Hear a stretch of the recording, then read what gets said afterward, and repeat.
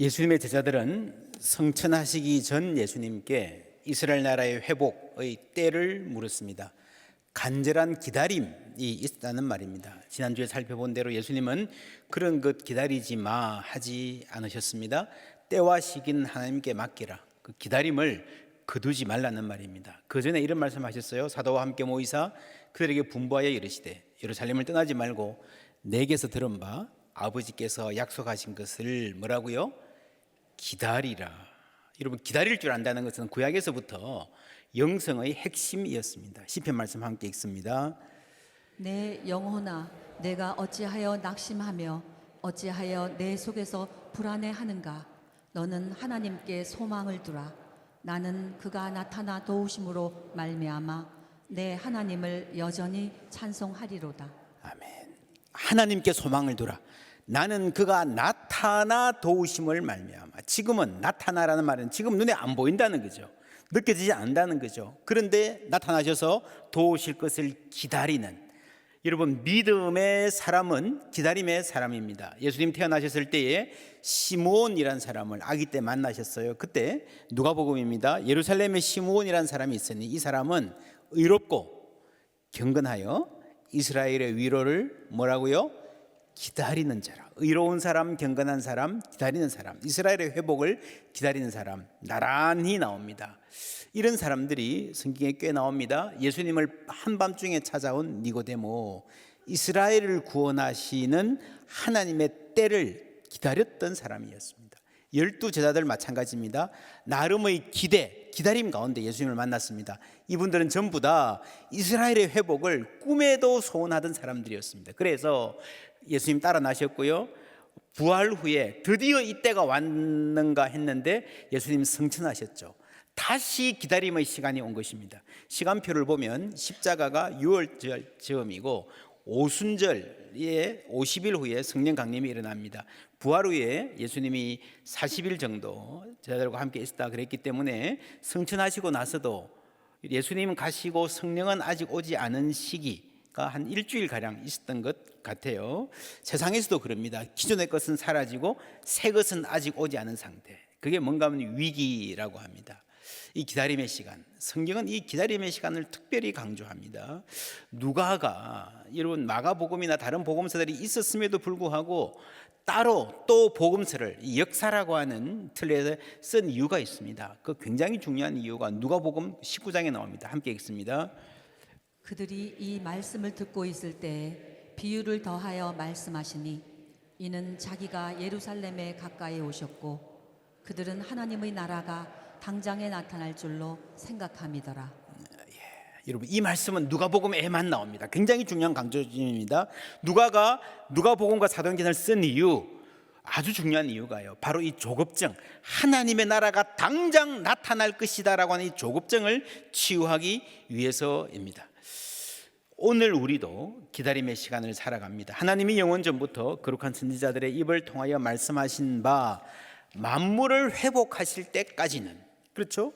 그리스도교 신앙은요, 이 만물을 회복하실 때까지 기다리고 사모하는 신앙입니다. 지금 혹 아무런 일도 일어나지 않는 것 같지만 지금 이 시간이 하나님이 우리에게 꼭 필요한 일을 행하시는 시간일 수 있습니다. 여러분, 삶이 힘들어서 요즘에 젊은 사람들 예수 믿든 안 믿든 버틴다 이런 말 많이 하는데요, 신앙은 버티는 것이 아닙니다. 기다리는 것입니다.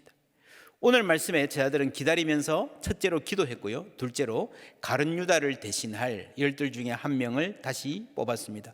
여러분, 가룟 유다가 왜 예수님을 배신했을까요?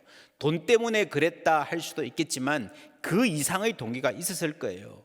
이 12 제자들은 모두 처음에는 뭔가 뜻하는 바가 있어서 예수님 따라 나섰습니다. 처음부터 출세하려고, 성공하려고, 돈 벌려고 그런 앰비션 때문에 따라 나선 것 아닙니다. 꿈에도 소원인 이스라엘 나라의 회복, 그렇죠? 개인적인 야망이 아니라 민족의 회복이라는 이 대의에 이 한 몸 바치리라는 각오로 예수님을 찍고 따라 나선 사람들이에요. 가룟 유다 역시 이스라엘 나라의 회복을 간절히 원했고 어떻게 해야 회복될까? 나름의 생각이 있었을 것입니다. 이렇게 해야 되는데 예수님이 내 생각과는 다른 길로 간다는 거죠. 그래서 많은 학자들이 그렇게 해석을 합니다. 예수님이 로마를 뒤집든지 해야 되는데 예수님 정도면, 이 정도 인기면, 능력이면 하시면 될 것 같은데 안 하니까 압박하는 거예요. 예수님을 코너로 모는 것입니다. 정말 막다른 골목에 몰리면 능력을 보여주지 않을까. 그러면요, 그 순간에 혁명이 일어나고, 가룟 유다의 입장에서 합리화해 보면 그렇게 볼 수 있습니다. 만약에 이 사람이 하나님의 아들이면 그냥 죽을까? 순순히 죽을까? 아니지. 결정적인 순간에 되면 그렇게 미루는 능력을 보여주실 것이다. 그러면 세상이 뒤집히고 이스라엘이 회복되는 새 세상이 올 것이다. 만약에 메시아가 아니라면, 그냥 허무맹랑한 사기꾼이라면 그냥 죽겠지. 그거는 그대로 괜찮지. 아마 그런 생각을 했을 것 같아요. 나름대로 말이 되지 않습니까? 그죠? 그 수준에서는. 그렇다면 이 가룟 유다는요, 베드로 또 다른 제자들과 크게 다르지 않은 사람입니다. 마가복음 8장 함께 읽습니다. 드러내놓고 이 말씀을 하시니 베드로가 예수를 붙들고 항변하매 예수께서 돌이키사 제자들을 보시며 베드로를 꾸짖어 이르시되 사탄아 내 뒤로 물러가라. 내가 하나님의 일을 생각하지 아니하고 도리어 사람의 일을 생각하는도다 하시고 무리와 제자들을 불러 이르시되 누구든지 나를 따라오려거든 자기를 부인하고 자기 십자가를 지고 나를 따를 것이니라. 아멘. 여러분, 그 훌륭한 베드로를 어떻게 가룟 유다와 비교하십니까? 아니요, 베드로도요, 사탄아 물러가라 하는 말까지 들은 사람입니다. 그런데 이 물러가라는 말이 재밌습니다. 내 뒤로 물러가라. 휘파게 오피소 무, 이 말은요, go away, 썩어져 가버려, 다시는 오지 마, 이 말이 아니고요, get behind me입니다. 영어 성경들 대부분 이렇게 번역되어 있습니다. get behind me, 내 뒤로 가라는 거죠. 여러분, 재밌습니다. 여러분, 저기로 가버리라가 아니고요. 그래서 똑같은 사람이 예수님 앞에 서서 이끌어 가려고 하면, 막아서면요, 사탄이에요. 뒤에 와서 예수님을 따라가면 제자가 되는 겁니다. 제자가 뭡니까? 팔로워, 따라가는 사람이에요. 제가 이렇게 생각하니까 옛날에 그런 말 생각나더라고. 어릴 때 하던 말, 앞에 가면 도둑놈? 생각나십니까? 옛날 아이들이 막 달리기 하다가 막 못 따라가면 셈이 나가지고 그랬던 것 같아요. 그죠? 앞에 가면 1등이 아니라 도둑놈이고 뒤에 가면 순경이다 그랬는데, 여러분, 이 말씀이 예수님 앞에 서서 예수님을 이끌려고 하면요, 베드로, 주님 그렇게 하시면 안 됩니다. 제 말을 좀 따르셔야 됩니다. 그러면 그게 사탄이 되는 거예요. 예수님 뒤에서 내 마음에 좀 안 들어도 따라가면요, 그게 제자입니다. 그래서 이렇게 혼을 내신 다음에 예수님 하신 말씀이 아무든지 나를 따라오려거든 자기를 부인하고, 그죠? 이게 부인인 거예요, 부인. 가룟 유다에 대해서 이제 베드로가 이렇게 말합니다. 형제들아, 성령이 다윗의 입을 통하여 예수 잡는 자들의 뭐가? 길잡이가 된 유다. 이 기가 막힌 말이에요. 길잡이. 이 호데곤이라는 단어인데요, 이 단어가 신약 성경에 5번 나옵니다. 모두가 부정적인 맥락에서 쓰입니다. 그냥 가이드란 말인데 신약 성경에서는 모두가, 예를 들면 소경이 소경을 인도한다 할 때 쓰이는 말이에요. 여러분, 소경됨이 문제가 아니에요. 인도하려 하는 게 문제예요. 인생 살다 보면 길을 잃을 수 있습니다. 어디로 가야 할지 모를 때가 있어요. 모르는 게 비극이 아니고요, 안다고 착각하는 게 비극의 시작이에요. 그 길을 고집하고 다른 사람에게도 나를 따르라 하는 길잡이 노릇을 하려고 하는 것, 소경이 소경을 인도하는 그것이 문제입니다. 그래서 우리는 이렇게 물어야 됩니다. 길잡이인가 제자인가? 가룟 유다가 길잡이가 되었다는 것은 그 성목요일 밤에 예수를 체포하는 일들을 안내했다는 말도 되지만, 이 역사의 흐름을 내가 이끌고 가겠다, 예수님도 일로 오셔야 된다, 그 자세로.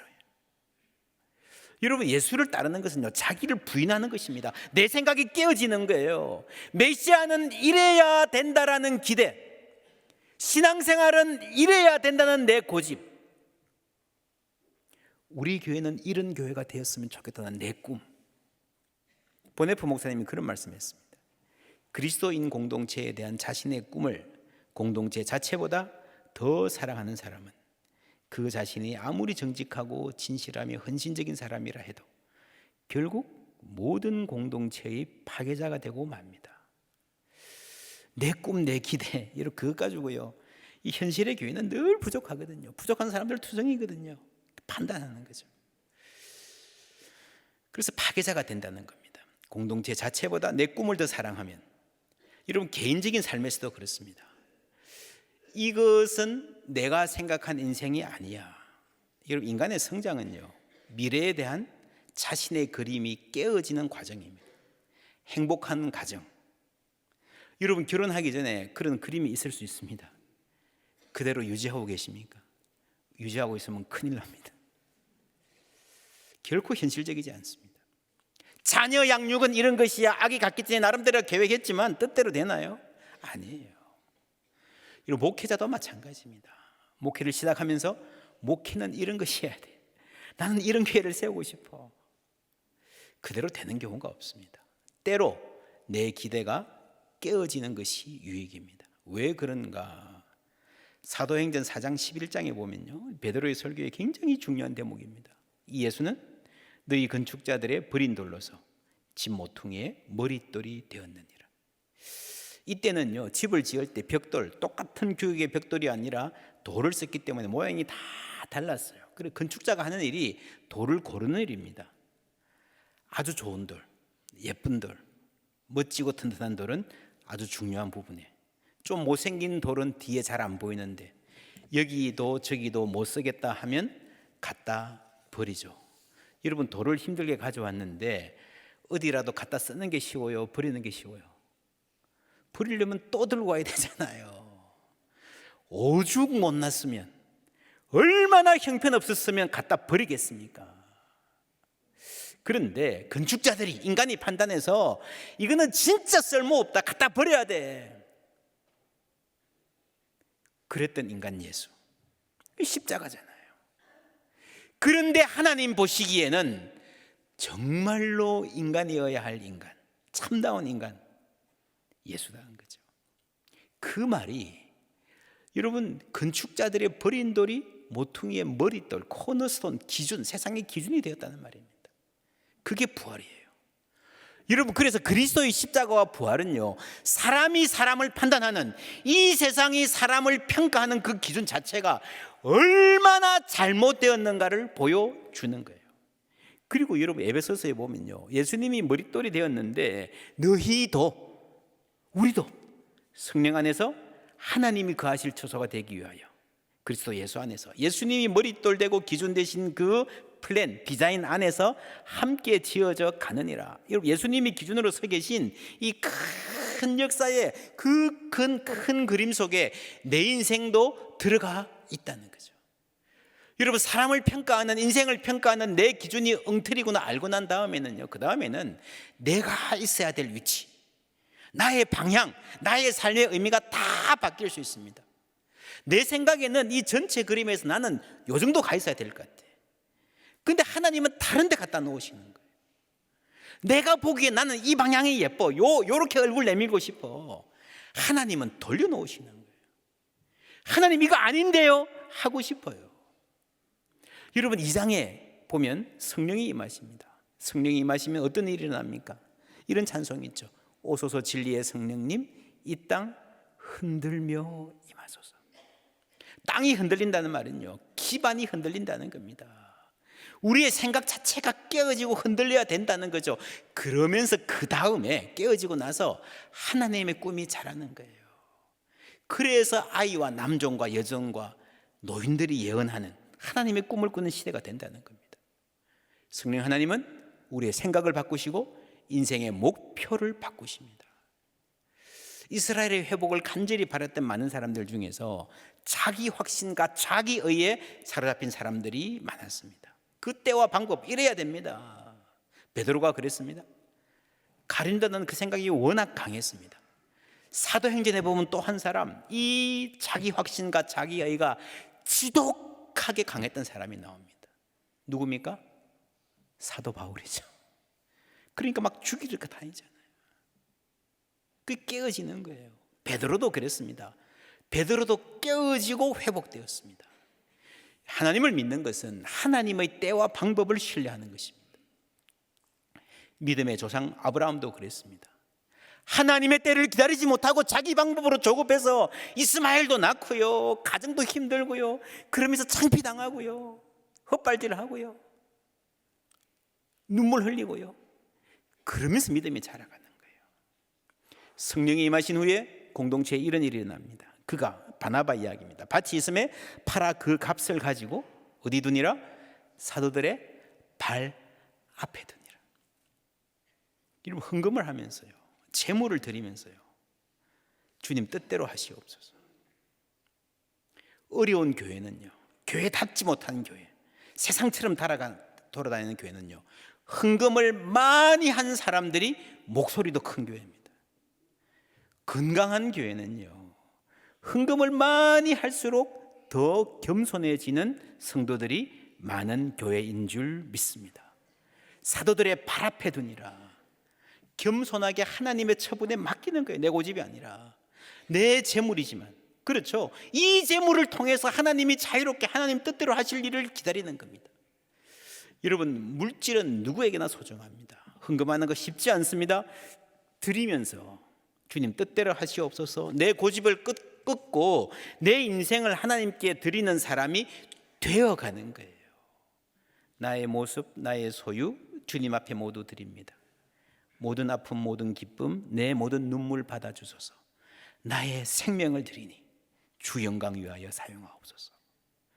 여러분, 소유를 드린다는 게 무슨 말입니까? 소유를 드리면서 결국에는 내가 내 생명을 주님께 드리고 내가 가진 모든 것 주님 영광 위하여 사용하여 주시옵소서 하게 되는, 이렇게 빚어가시는 하나님의 방편인 줄 믿습니다.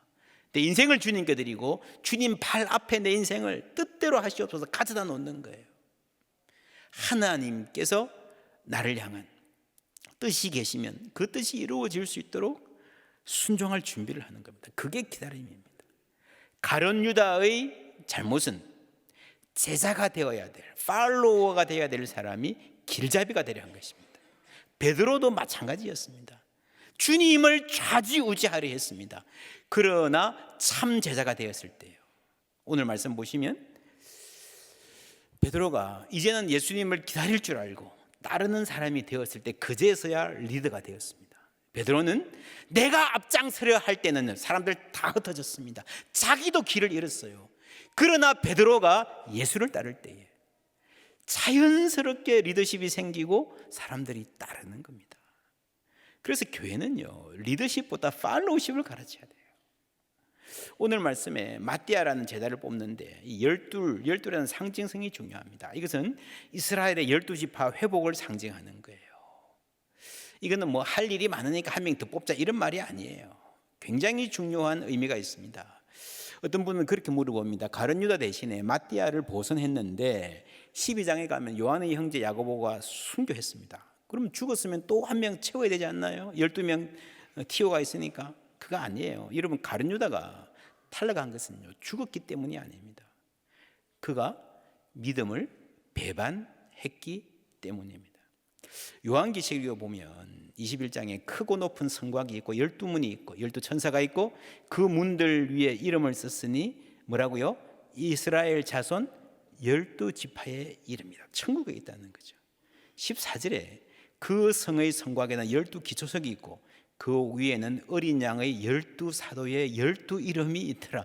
놀랍죠? 그러니까 12지파 12사도 함께 조응하는 것입니다. 함께 합쳐서 구약과 신약의 교회 모든 성도들을 대표하는 거예요. 여러분, 그래서 사도들이 세움받은 것은요, 하나님 앞에서 영원한 임직인 것입니다. 죽음은 끝나서 이 땅에서 다른 사람들이 필요하고 그런 게 아니라 이 하나님 영원한 계획 안에서 그게 필요한 거예요. 여러분, 이것이 요한계시록에 나오는 말씀인데 이걸 알아야 우리가 요한계시록 전체의 주제를 이해할 수 있습니다. 내가 죽도록 충성하라. 그리하면 내가 생명의 관을 내게 주리라. 죽도록 충성하라는 말은 뼈 빠지기 이르라는 말이 아니고 죽음에 이를지라도 even to the point of death, 여러분, 예수 믿다가 혹시 예수 믿는 그 신앙 때문에 나의 생명을 바꿔야 된 날이 온다 하더라도 be faithful, 주님께 신실하라라는 말입니다. 여러분, 우리 목숨이 얼마나 중요합니까? 그런데 어떻게 내놓을 수 있습니까? 하나님의 부르심이 영원하다는 것을 알기 때문이에요. 여러분, 천국의 내 자리에 하나님께서 내 자리를, 내 이름을 기억하시고 만들어 놓으셨다는 것을 믿기 때문입니다. 이것을 알기 때문에 이 땅에서는 죽음 앞에서도 그리스도께 신실할 수 있었던 것입니다. 그 사도행전의 순교의 역사가 나옵니다. 핍박을 이겨낸 역사가 나옵니다. 사도행전의 주제 말씀 1장 8절 다 같이 읽습니다. 오직 성령이 너희에게 임하시면 너희가 권능을 받고 예루살렘과 온 유대와 사마리아와 땅끝까지 이르러 내 증인이 되리라 하시니라. 아멘. 내 증인, 헬라어로 마르투스입니다. 근데 이걸 영어로 와서는요, 마르터라 그러면 순교자가 됩니다. 많은 그리스도의 증인들이 예수 이름 외치다가 죽었거든요. 순교했거든요. 그 마르터, 증인이 바로 순교자가 되어버렸습니다. 그것을 각오하고 예수님 외친 그 역사가 사도행전의 역사입니다. 여러분, 파리에 가면요, 몽마르트라고 있잖아요. 몽마르트. 몽마르트가 무슨 말인지 아십니까? 이게 예술과 낭만의 어떤 거리로, 언덕에서 몽마르트에서 뭐 샹숑을 들으면서 카페 오래 마시자 뭐 이런 분위기인데, 사실 이게 언덕이란 말이고요. 마르트가 마르트입니다. 그러니까 몽마르트 언덕은요, 순교자의 언덕이에요. 예수 이름 때문에, 신앙 때문에 처형당했던 그 자리가 몽마르트입니다. 이 마르투스, 이 순교자는요, 옛날 이야기가 아닙니다. 지금도 세계 곳곳에 핍박받고 있는 교회들이 많습니다. 옥에 갇힌 그리스도인들, 신앙 때문에 목숨의 위협을 받고 있는 선교사님들 많습니다. 이번 9월에 로잔 대회가 모이면 이런 교회들도 다 함께 참석하실 것입니다. 그리고 그 증언을 듣고 함께 기도하고 세계 선교의 방향을 모색할 것입니다. 우리 같은 사회에서도 목숨 내놓는 것은 아니어도 예수 믿기 때문에 상당한 어려움과 손해를 감수해야 되는 상황이 있을 수 있습니다. 그런 적대적인 환경 속에서도 우리가 신실할 수 있다면 그것은요, 이 세상만이 아니라 하나님의 부르심이, 그 영광이 영원하다는 것을 알기 때문이에요. 25절 보시면요, 유다가 봉사와 및 사도의 직무를 대신할 자를 보이시옵소서. 유다는 이 직무를 버리고 제 곳으로 갔나이다라고 번역하는데, 제 곳, 이 말과 본래 여러분 ESV 영어 성경 보면요, place란 말이 두 번 나오죠. 그러니까 앞에 직무라고 번역된 말이 사실은 같은 말이에요. 이를 같은 절 안에 같은 단어가 나오면 같이 번역하는 게 원칙입니다. 좀 아쉬운 번역이에요. 다시 번역하면 봉사와 및 사도의 자리를 대신할 자인지를 보이시옵소서. 유다는 이 자리를 버리고 제 자리로 갔나이다 라고 하는 겁니다. 여러분, 요한계시록의 12 진주문, 그리고 이름 있잖아요. 여러분, 하나님의 그 크신 계획 가운데요, 나의 자리가 있는 거예요. 본래 12사도가 부름받은 자리, 얼마나 영광스러운 자리입니까?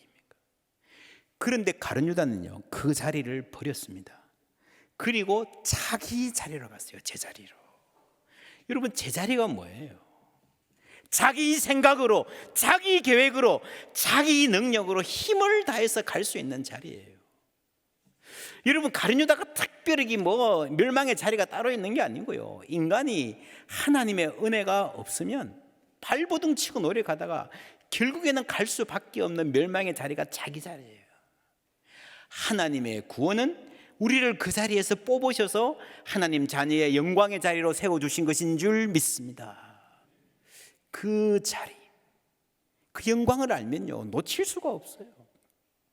오늘 말씀에서 선거가 아닌 제비뽑기로 결정했다라는 말이 나오는데, 그래서 이 말씀을 보고요, 제비뽑기가 좀 더 성경적인 방법이 아닌가 하는 사람들이 있습니다. 선거와 제비뽑기를 비교하면 대다수의 현대인들은 선거가 훨씬 더 합리적이고 민주적이다라고 할 것입니다. 사실은 선거도 제비뽑기도 각각 장점, 단점이 있습니다. 아리스토텔레스의 정치학에 보면 이런 말이 나옵니다. 공직자를 임명할 때에 제비뽑기로 하는 것은 민주적이라 여겨진다. 선거에 의해 선출하는 것은 소수에 의한 정치, 올리가르킥이라 할 수 있다. 아주 놀라운 말이죠. 여러분, 선거가 민주적인 것 같은데 선거를 해보면요, 결국에는 소수의 엘리트 계층에게 권력이 집중될 수밖에 없다는 거죠. 똑똑한 사람, 공부 많이 한 사람, 돈 많은 사람, 집안 배경 좋은 사람. 그렇죠? 이 사람들이 말도 잘하고요, 동창들 학맥, 재계 인맥도 서로 얽혀서 권력을 독점해 간다는 거예요. 그래서 말로는 대다수 서민들, 평범한 사람들을 위한 정치를 한다고 하지만 선거를 하다 보면 자연스럽게 특권층으로 권력이 몰릴 수밖에 없다. 여러분, 이게 2500년 전에 아리스토텔레스가 한 말이에요. 당시의 민주주의의 요람이라고, 세계 민주주의가 아테네에서 출발했죠. 아테네 사람들이 대부분 이렇게 생각했습니다. 이걸 알고 있었어요. 그래서 선거가 계속되면요, 선거는 능력주의라는 문제, 그리고 파벌주의라는 문제, 심각한 두 가지 문제를 이야기합니다. 파벌이 생길 수밖에 없어요. 선거하는데 파벌이 없는 곳은 없습니다. 하버드 대학교 마이클 샌델 교수가 공정하다는 착각이라는 책을 냈죠. 영어로 보면요, The Tyranny of Merit, 능력 독재입니다. 선거가 완벽한 제도가 아니라는 거예요. 그렇다고 해서 제비뽑기가 더 낫다, 이게 성경적인 제도다, 이 말은 아니에요. 제도는요, 모두가 허점이 있고 단점이 있습니다. 그 자체로 완벽한 제도는 없습니다. 우리가 사도행전을 읽으면서 성경적인 조직이 뭔지 제도가 뭔지 그걸 뽑아내려 해서는 안 됩니다. 시대가 다르기 때문입니다. 문화가 다르기 때문입니다. 우리는 성경에서 이 조직의 원리와 태도를 배울 수 있을 뿐입니다. 이 교회들이 다 제도가 달라요. 로마 가톨릭은요, 사도들의 발 앞에 두니라 라고 하는 그 하나님의 권위, 교회의 권위 필요하죠. 그런데 그게 또 타락해요. 권위주의가 되어버렸어요. 그래서 개신교는 그걸 무너뜨렸어요. 그것 자체는 잘한 겁니다. 그런데 권위 자체가 없어졌어요. 모두가 자기가 주인이 되어버렸어요. 모두가 교만해지고요, 이단이 남발하고요. 이 개신교의 이 정치체제가 얼마나 허술한지 최근 몇 년 동안 코로나 국면 때 낱낱이 드러났습니다. 제도는 모두 장점이 있고 단점이 있습니다. 성경이 가르치는 것은 제도가 아니라 태도입니다. 시스템이 아니라 애티튜드입니다. 어떤 태도입니까? 봉사와 및 사도의 직무를 대신할 자인지를 뭐라고요? 보이시옵소서. 여러분, 중요한 결정을 하는데 이거를 선거로 하든 투표로 하든 우리가 지혜를 모아서 정하겠습니다 아니라 하나님 이 과정을 통해서 하나님의 뜻을 보여주시옵소서. 이런 태도가 우리에게 있어야 되는 겁니다. 여러분, 인생의 중요한 결정들 앞에서 내 지혜의 부족함을 인정하고 하나님 보여주시옵소서. 기도하는 은혜 있기를 축원합니다. 하나님 어떻게 할까요? 보여주시옵소서 하면서 하나님 발 앞에 엎드리는 거예요. 교회의 제도는요, 인간끼리 똑똑한 인간 뽑아가지고 머리를 맞대고 최선을 찾아가는 것이 아니라 함께 기도하면서 하나님의 뜻을, 하나님의 인도하심을 분별하기 위한 방편입니다. 우리가 사도행전을 읽으면서 그들이 선거했다, 제비뽑기했다, 우리도 이렇게 했다, 이거 아니고요. 제도는 시대에 따라 바뀔 수 있어요. 바뀌어야 됩니다. 이 그리스도인들이, 사도들이 하나님의 인도하심을 성실하게 진지하게 구했다는 그것을 배워야 되는 거예요. 여러분, 가정도 마찬가지입니다. 중요한 결정이 있을 때 주님 보여주시옵소서. 어떻게 해야 됩니까? 겸손히 기도하시기를 바랍니다. 내가 결론을 다 정해놓고 하나님 요거 해주셔야 돼요. 요거 요 부분을 이렇게 도와주세요. 언제까지요? 그거 아니라는 거죠. 여러분, 가룟 유다가 자살을 결심하기 직전에 어떤 생각을 했을까요? 내가 정말 잘못했다, 이제 나는 끝났다, 내가 이렇게 엄청난 잘못을 저지르다니. 여러분, 그러면 어떻게 해야 됩니까? 주님 앞에 엎드려 회개하고 내가 할 일을 보여주시옵소서. 물어야 돼요. 기도해야 됩니다. 여러분, 아무리 큰 죄인이라도, 아무리 엄청난 잘못을 했어도요, 회개하고 기도하는데 하나님이 너는 끝이야, 죽어버려, 그러셨을까요? 우리가 이 시점에서 가룟 유다의 마음과 상황은 모르지만 하나님은 언제나 영원히 은혜의 하나님이라는 사실은 분명히 알고 있습니다. 인자하시고 자비하시고 노하기를 더디하시는 하나님, 진실로 죄 사함을 구하는 이들에게 자비를 베푸시고 주님의 지혜를 구하는 이들에게 갈 길을 보여주시는 하나님이신 줄 믿습니다. 그 은혜의 하나님이 오늘 우리의 삶에도, 여러분 자녀의 삶에도 함께 하시는 줄 믿습니다. 우리 가운데에 지금도 심각한 어려움에 곤란에 처해 있는 분 계실 것입니다. 내 인생 막다른 골목에 몰려 있다 탄식하는 분도 계실 것입니다. 자녀를 위해 기도할 때마다 이거 어떡하나, 이거 어떡하나 답답해하는 분들도 계실 거예요. 기도하십시오. 주님, 길을 보여주시옵소서.